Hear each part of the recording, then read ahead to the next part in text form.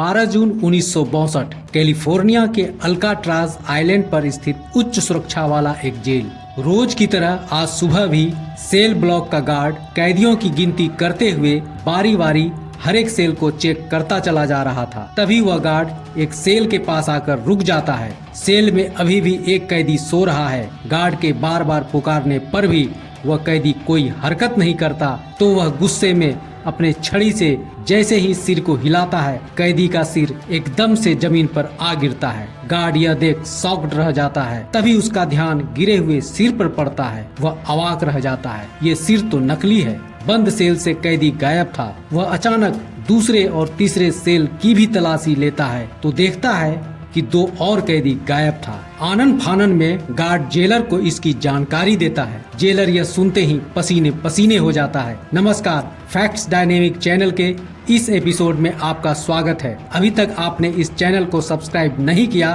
तो प्लीज कर ले ताकि नेक्स्ट वीडियो की नोटिफिकेशन आपको मिलती रहे। वीडियो पर वापस आते हैं। सैन फ्रांसिस्को खाड़ी के बीच में स्थित प्रशांत महासागर के ठंडे वो उबड़ खाबड़ पानी से घिरा एक सुनसान आइलैंड अल्काट्राज, जिसे द रॉक के नाम से भी जाना जाता है। 1850 के दशक में इसे एक सैन्य किले के रूप में बनाया गया था, जिसे बाद में 1934 ईस्वी में उन खतरनाक अपराधियों को रखने के लिए जेल में तब्दील कर दिया गया जो दूसरे जेलों से भागने में माहिर थे या फिर ऐसे क्रिमिनल जिन्हें बहुत ही खतरनाक माना जाता था। चारों ओर समुद्र से घिरी एक छोटी सी चट्टान पर स्थित इस दुनिया की सबसे सुरक्षित जेल में कठोर लोहे की सलाखें, तैनात गार्ड टावरों का एक श्रृंखला और सख्त नियम शामिल थे। दिन भर में कैदियों को दर्जन भर से भी ज्यादा बार जांच किया जाता था। यहाँ के सुरक्षा चक्र को भेदने की सोचना भी पागलपन से कम न था। ऐसे में जेल से भागना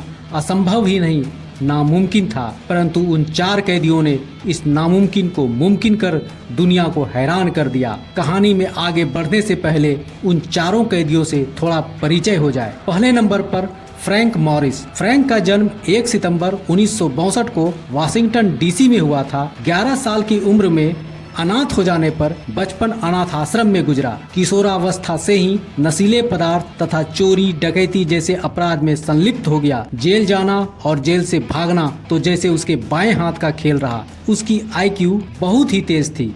एक बार फिर से उसे चोरी करते हुए पकड़ लिया गया और 20 जनवरी 1960 को कैदी नंबर AZ 1441 के रूप में अल्काट्राज भेज दिया गया। दूसरे नंबर पर एंगलिन भाई जॉन विलियम एंगलिन और क्लेरेंस एंगलिन। जॉन विलियम एंगलिन का जन्म 2 मई 1930 को और क्लेरेंस एंगलिन का जन्म 11 मई 1931 को जॉर्जिया में 14 भाई बहनों के परिवार में हुआ था। दोनों भाई बहुत कुशल तैराक थे और ठंडे पानी में भी लंबे समय तक तैरने में माहिर थे। 17 जनवरी 1958 में बैंक ऑफ कोलंबिया को लूट लिया और पकड़े जाने पर दोनों भाइयों को 35 साल की सजा के लिए फ्लोरिडा स्टेट जेल और फिर अटलांटा जेल भेज दिया गया। अटलांटा जेल से बार बार भागने के प्रयास के बाद जॉन एंगलिन को 24 अक्टूबर 1960 को और क्लेरेंस को 16 जनवरी 1961 को अल्काट्राज जेल में ट्रांसफर कर दिया गया।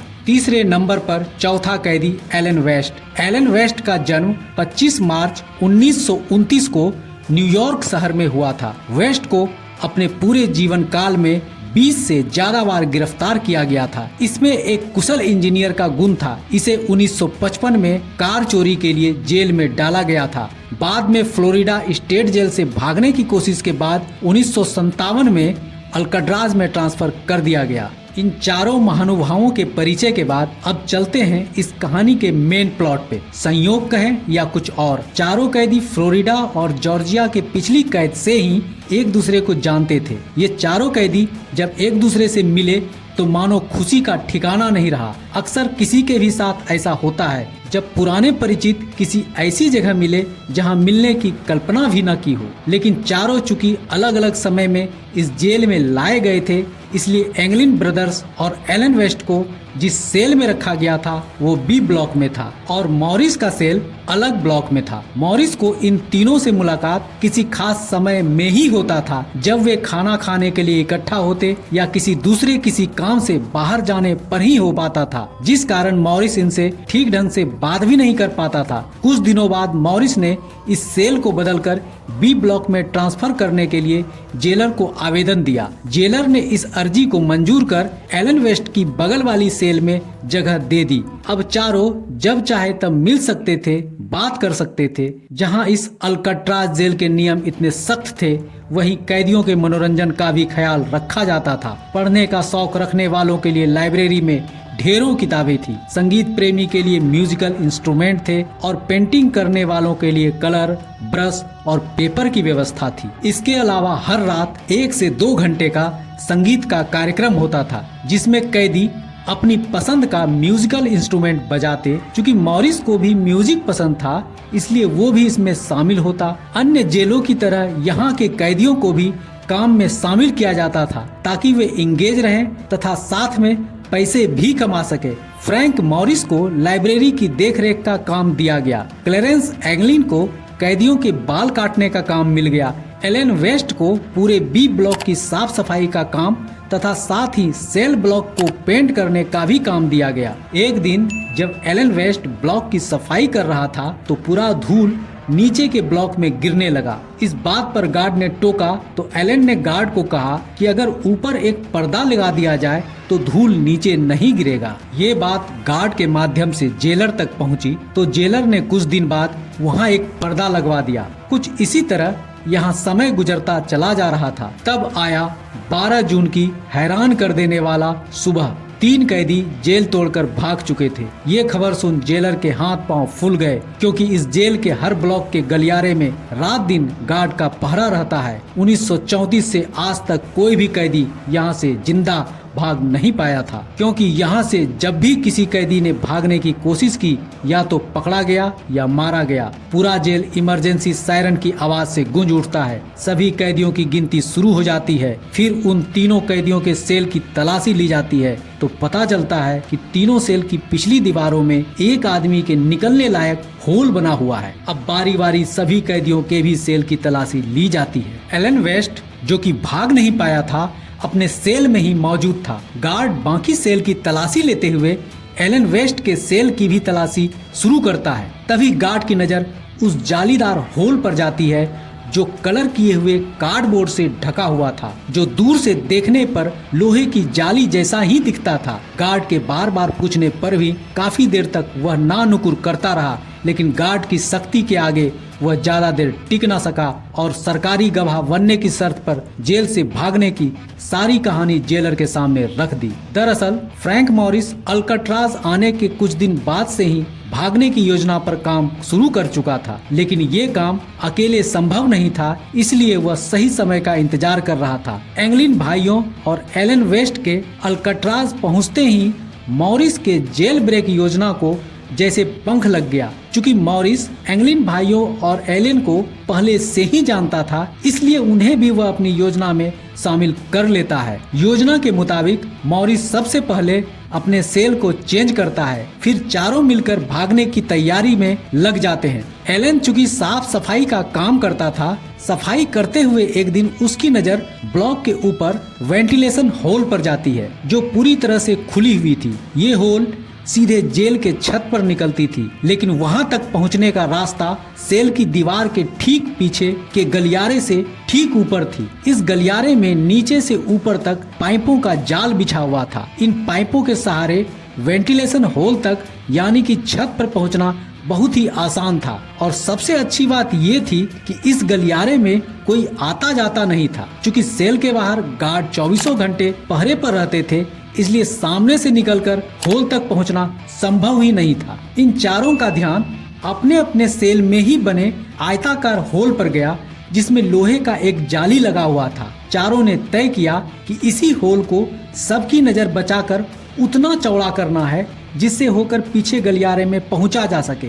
इस होल को चौड़ा करने के लिए औजार के रूप में छोटे छोटे चम्मच, कांटे का इस्तेमाल करने का तय किया, जिसे धीरे धीरे इन लोगों ने जेल के रसोई घर से चुराना शुरू किया। होल को चौड़ा करने का काम ये उस समय करते जब रात में 1 से 2 घंटे का म्यूजिकल प्रोग्राम चला करता था ताकि संगीत के आवाज में खोदने का शोर दब जाए। इसी तरह रोज रोज थोड़ा थोड़ा होल को चौड़ा करने में लगे रहे। एक बात और, चूंकि ये लोग होल में लगी लोहे की जाली को तोड़कर ये सब कर रहे थे, इसलिए इन लोगों ने पहले से ही एक कार्डबोर्ड का जालीनुमा ढक्कन बना लिया था, जिसे ये लोग हर रोज काम खत्म करने के बाद होल में लगा दिया करते, जो देखने में हूबहू लोहे की जाली की तरह ही लगता था, जिससे कि दूर से देखने पर गार्ड को किसी भी तरह का शक न हो। चारों कैदी ने जेल से निकलने का तो सारा प्रबंध कर लिया, लेकिन समुद्र को पार करने के लिए एक नाव चाहिए था। मॉरिस को पता था कि अगर ढेर सारा रेनकोट मिल जाए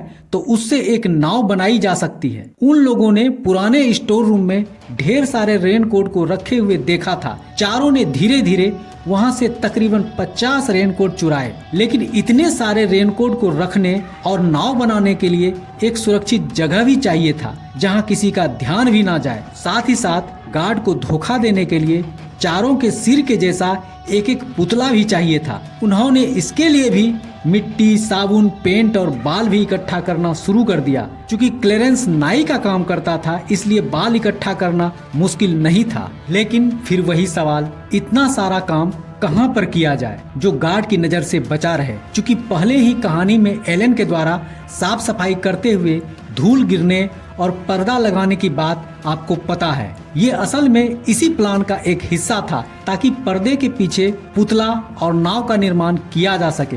इस जेल ब्रेक की योजना को अंजाम देने में पूरे 6 महीने का समय लगा और फिर आई 11 जून 1962 की रात। मॉरिस और दोनों एंगलिन भाई अपने अपने बिस्तर पर सिर वाला पुतला लगाकर पीछे गलियारे में पहुंचते हैं, लेकिन एलन की दीवार का छेद थोड़ा छोटा पड़ जाने के कारण एलन बाहर नहीं निकल पा रहा था। इन तीनों ने भी बाहर से होल को बड़ा करने की कोशिश की, लेकिन नाकाम रहे। तीनों एलन को यह कहकर आगे बढ़ गए कि कोशिश कर बाहर आओ, तब तक हम लोग ऊपर तुम्हारा इंतजार करते हैं। लेकिन एलन को बहुत देर हो जाने के कारण वे तीनों वहां से रेनकोट से बनाए नाव द्वारा निकल भागते हैं। सुबह होते ही जेल प्रशासन को कैदियों के भागने का पता चलता है। इसके बाद तीनों कहां गए, समुद्र में किस ओर गए, क्या वे जीवित रहे या मर गए, ये सवाल हमेशा के लिए एक रहस्य बन गया। अगले दिन जब जेल के गार्ड्स को कैदियों के भागने की खबर हुई तो हड़कंप मच गया। FBI और कोस्टल गार्ड ने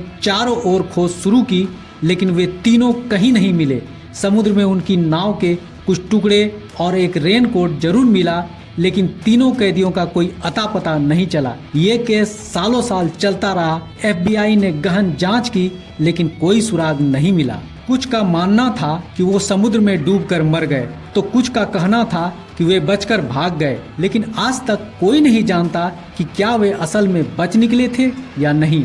लेकिन एक बात तो तय थी कि ये अल्काट्राज जेल से भागने की सबसे चौंका देने वाली रहस्यमयी घटना थी। इस घटना के बाद कई थ्योरीज सामने आई। कुछ लोगों ने दावा किया कि उन्होंने इन तीनों को दक्षिण अमेरिका में देखा था। यह कहानी सिर्फ भागने की नहीं थी, बल्कि इंसानी दिमाग की ताकत और साहस की थी। अल्काट्राज जेल ब्रेक की ये रहस्यमयी कहानी आज भी कई सवालों का जवाब ढूंढती है। क्या वे तीनों सच में भाग निकले थे या समुद्र की गहराइयों में समा गए? ये आज भी एक अनसुलझा रहस्य है। दोस्तों, आज का ये एपिसोड आपको कैसा लगा? उम्मीद है अच्छा लगा। तो देर क्यों, जल्दी से लाइक कर दें और अपने दोस्तों को शेयर भी कर दें। साथ ही साथ चैनल को सब्सक्राइब करना तो बिल्कुल ना भूले। आज के लिए बस इतना ही। मिलते हैं नेक्स्ट एपिसोड में एक नई इंफॉर्मेटिव वीडियो के साथ। नमस्कार, जय हिंद।